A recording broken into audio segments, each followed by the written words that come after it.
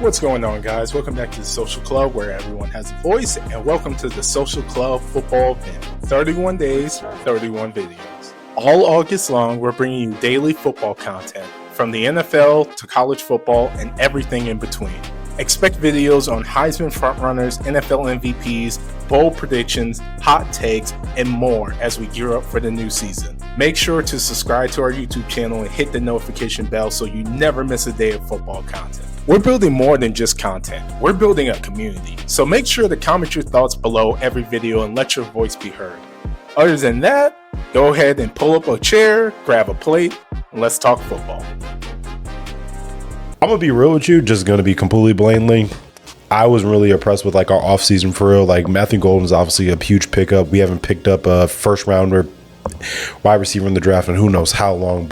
And personally, I feel like with how slim our DB room's getting, I wish we kind of beefed that up a little bit.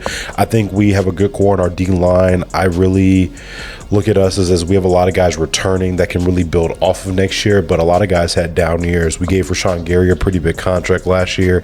He didn't really perform to the best of his ability, and I think he also knows that, so I'm hoping he picks up some things. But I think it's one of those things with having such a slim DB room, losing Jair. Dude, you need to find ways just to be more creative with getting first pressures on the quarterback, one. So D-line's going to have to step up. Stunts have to just be pretty tight-knit. I think we got to mix up coverages a little bit just to make it a little bit odd for teams. But Matt has a good team around him, and I think we can make some adjustments on the fly to do well on that. Yeah, I mean, unfortunately, you guys are going to have a strong front seven this year. Yeah. Absolutely. Unless your corners do some things I haven't seen before. But for the most part, you're definitely going to have to be able to rush 4 and get home. 100%. Because, if they have to rush 5, or the quarterback is able to sit back, I think it's going to be tough for your secondary to handle all that, especially with the better teams in this league. I think that's my only critique in terms of Matthew Golden. I don't think Matthew Golden's a bad player. I'm just interested that the Packers picked him up, considering they essentially have 5 or 6 receivers that I felt like they were going to be rotating this year. So I was interested that first round they went receiver when I felt like they probably should have went corner or someone on defense. In Packer culture, especially on offense for the last 15 years, has definitely been spread the wealth. I think it's one of those things to where we have a lot of great guys in our wide receiver room, but nobody really took that steps that I personally feel like to separate themselves. You saw some flashes from Jayden Reed. He did really well. He stepped up, but there were also too many games, in my opinion, that he just went a little too quiet. And we can call that from a play call standpoint to where guys were game planning to take him out of the game.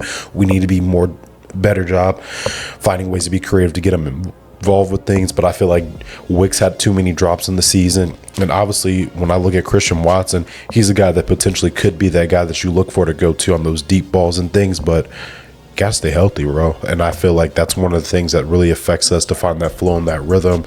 You have a lot of young guys, but I don't think any of those guys really stood out to me that I could say you can be a wide receiver 1 yet, to where I think in addition, Golden brings a little bit of notoriety and a little bit of competition to the room to make guys step up. And also it's one of those things that if you watch games in Texas, when it came to 3rd and longs, they're looking towards Golden. Deep balls, they're looking towards Golden. They find ways to get him open. He's fast, he has crisp routes. So I think having a guy like that can up the competition and make guys play around, and you can play off and complement each other. But Packer football has always been spread the wealth around, throw as many guys, get too many guys involved. Obviously we have a strong run game with Josh Jacobs, so I think finding ways to get him more involved, especially in our pass game too, because I think he's a guy that people don't really see, that he has great hands, he has great routes. So just finding ways just to do something like that. But I kind of want to see how we do. I wish we kind of picked up a running back in the draft a little bit. I think just to have a guy under him, just because at the end of the day, Josh Jacobs is Josh Jacobs, but you need to find ways to get more people more involved and get as many best athletes on the field. Yeah, it's definitely more of a two running back type of league. Yes. Absolutely.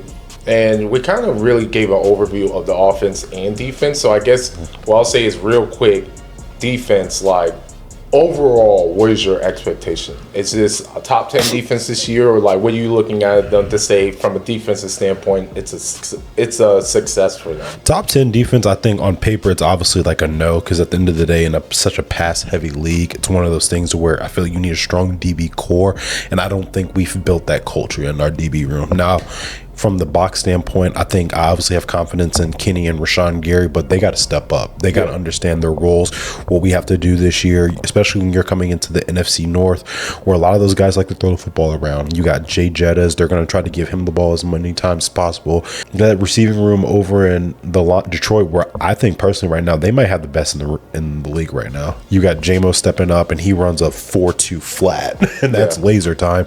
You obviously got Amon-Ra. You just got a lot of guys in that room. You got Sam Laporta as well. They have a strong run game over there. So finding ways to just be creative and compete. And I think one of the big things is record-wise, I think we will do really well this year, similar to last year, but we have to compete in our division. I think we won one game in our division last year, and that can't happen. I think you said a lot of things that I agree with, and at least you're not completely delusional to where just because it's the Packers, you just expect everything to be the best that they ever can. You know, you got to assess the team and where they're at and what they really can do. And what I would say is all of these teams are passing teams. Of course. And without a doubt. So I'm hoping that you guys built up that front seven a better sense to where you guys are at least competitive in terms of defensive sacks across the league. And then, well, actually, I'll jump it over to offense too. So just giving your overall thoughts on offense, what will be a win for this offense? Not wins and losses yet, but just as an offense itself. What would you consider to be a win for this season? I think overall you can look on us, again, from a paper standpoint. We have the receiving room. We have a good run game. Our offensive line has stepped up heavily. I think those guys are taking the leaps they need. Overall, it just comes down to quarterback play. And I feel like that's just the talk of the town, regardless of whatever team you talk about. Your quarterback has to be the one that's not going to just lead you, but put your guys in situations to be successful. I think Jordan Love is getting to a point now to where he had his first year a couple years ago under his belt, show flashes, and I think last season he was just kind of in a situation where you saw flashes where you're like, dude, this dude has really improved, he's really more confident. But there's also some plays where I just was like, you're forcing the ball a little too much. But kind of with that too, it's like in those bad situations where he may have forced the ball, made a bad interception, he'd come back and then score a touchdown the next play. Even when we played the Vikings in that first game, he looked egregious. I've had 2 interceptions, missing guys on routes, missing guys across the middle. But I think overall, just having probably the worst game he had, honestly, that season, he was able to rally us back and we lost by 2, which at the end of the day, who still wants to lose, but that was still the number 1 defense in the league at that time. So it's still one of those things where him taking away a lot of those mistakes, building off of that, just putting us in better situations to win, man. And I think having that confidence, he's having more time with Romeo Doubs, has more time with Jaden Reed, just building that chemistry, having a guy like Matthew Golden. I think also you kind of see the importance of veteran leadership in teams. And I feel having a true vet in that receiver room last year would have really helped a lot of things. And because at the end of the day, I love how young those guys are, but I think Watson was the only guy that was over 25 in that room.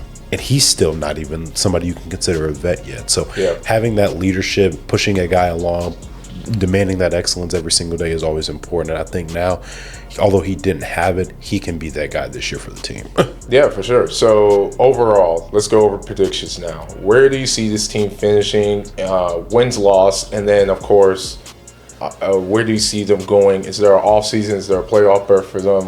What's your expectation for this season? I think 100% a playoff berth this year, like we did last year. I think it's one of those things where, like I said before, man, we got to compete in our division. I look at our out-of-division games. They're all winnable games. I just think in this year, you see how bad the NFC North just beats up on one another.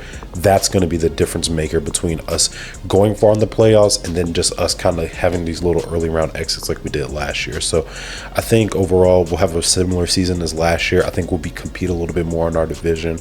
I think regardless through it, you got to beat the Lions. You got to beat the Vikings.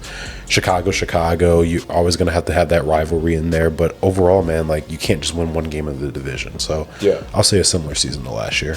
And 10 or 11 playoff berth, do you guys win the division? Or is it wild card? I think we're a wild card team this year, man, because I think overall Lions are still going to be the Lions. They're the most dominant team in the league right now, but we have to prove where we are in that to overthrow them, because they lost a lot in their offensive coordinator, Ben Johnson. I think they still have a lot of strong pieces, still have a strong culture there to where Dan Campbell has done a really good job establishing that. And I think those guys are taking those next leaps, and I think we are too. We just have to play that complementary style of football. We have to play off the defense when they make a good play. Like they get an interception or they get a turnover, we have to go score. Even if we score, we got to get stopped. So there's a lot of things in there that I see that we didn't do last year, that we didn't play that complementary football. So seeing that this year will really determine more and more what we can do. Yeah, I have my thoughts. I would just say between the Lions itself, I'm weary because yes, they're definitely the most talented team in our division, 100%. But OCs and DCs do mean something. For sure. That matters. And losing both of them in the same year is a lot. For sure. Now, I love Dan Campbell, and I wish him nothing but the best, even though we're rivals, but I just don't know. And I think the difference of the OC and DC is going to cost you a couple games. So, personally, I don't think they're winning the division. Now, they have the, obviously they could, but I don't see them winning the division. And then with the Vikings, to be up front, I mean, in order for the Vikings to have the same success that they had last year, Lightning would literally have to strike twice. Like, no one thought Sam Darnold would be that. Putin is going to raise hell when he sees this. Honestly, though, no one expected Sam Darnold to go out there and do what he did. And I commend Kevin O'Connell for that. But he literally has to do that again with J.J. McCarthy. I don't see that happening. I'm not saying they're bad. That doesn't mean these teams are bad. But I don't see them being I think they won 11 games last year or something like that. I don't see that. I'm not trying to troll or be petty when I say this, but I don't think I've ever seen J.J. McCarthy throw a football. He doesn't. I don't think I've ever legitimately saw him throw a football. I made that point last year when he was getting drafted. I was like, the only reason why they drafted him as high as they did is because all those QBs didn't do a personal workout. Nope. They didn't throw the ball in the combine. That was the only reason why. J.J. McCarthy didn't throw the ball. I don't think he threw for 200 yards the last 9 games at Michigan. They just ran the ball, and they won a national championship doing But it was off that run game. You had Edwards, Corum, like that offensive line. That defense was disgusting. Even when they were describing him, you know it's a bunch of bullshit when they're just using adjectives to describe people 100%. And not attributes. He's a leader. You know, he's competitive. Let's get the guys play around him here. Yeah, he's a hard worker. I'm like, that's an adjective. Man. What are you talking? Like, how can he throw? He can't. You know, it's so again, it's gonna take a miracle, but if O'Connell can do that, then I'll dust my hands. I'm like, hey, you guys got it. I think, in all honesty, it's the division for the Packers to win. I think it's our year. They have everything in front of them to win, and you have so many receivers in that room. Someone has to be good. And you also can't shoot yourself in the foot, bro. Yeah. Like, that's really what it comes down to. And I think that's one of the things that killed us last year. We shot our own selves in the foot. Guys didn't step up when we needed them to step up. But having a year under your belt, not doing too much in free agency, I think there was also some things, too, that there was a little bit of drama. Josh Jacobs saying things on the air that kind of pissed off the receiver room the end of the beginning of the year, off season. I'm okay with that. Like, get pissed off. Like, to be honest with you, Wicks was trolling, was all mad about it, but you had the most drops on the team last year. Yeah. Reed, you were obviously the guy at the beginning of the year. End of the year, you went down. Like, that can't happen. That can't happen. But also, I'm going to put it on play calling, too. We have to find more ways to get guys to get involved in the offense instead of doing the same things. Like, for some reason, Matt loves that fucking end-around shit. I'm over it. Like I'm over it. Like, that worked maybe in, like, 2011, 2012. Yeah. Take it out. I know what you're talking about. I'm so over it, dude. Like, I'm done. I don't care how fast anybody is. Cut that from playbook, please. Yeah. Like, stop doing that. Like, we're in a situation now to where I'd personally like to see, and this is deep ball talk, but get Reed in the backfield. Get him in situations where it's like you have a 2-back set with him. Get Golden on the field. Get as many athletes as you can on the field to be in situations to put ourselves in a bind. To where you're doing that, then we can take a tight end out to where now you probably have Dobbs or Wicks one-on-one with a linebacker. Like, you gotta find ways to be effective and be creative. Now that's deep ball talk. That might be too much for people. I'll give you a deeper ball talk. You guys need to line up in the pistol formation. I like it. Yeah, that's what you guys need to do, especially if you want to get Jaden Reed back there. Line up in the pistol formation. Jacobs behind you, Reed right next to the QB. Oh, for sure. There's so much stuff you can do with that. You can motion him out. He can run out to do a flat, give him an open space. You know, Reed, just like Jacobs, great in open space. He's a guy you want to give the ball and get some blockers in front of him. Of course. So we'll see what happens. There's not an ounce in my soul that wants you guys to be good. I want to make that very clear. So there is no good luck. There is no I wish you the best.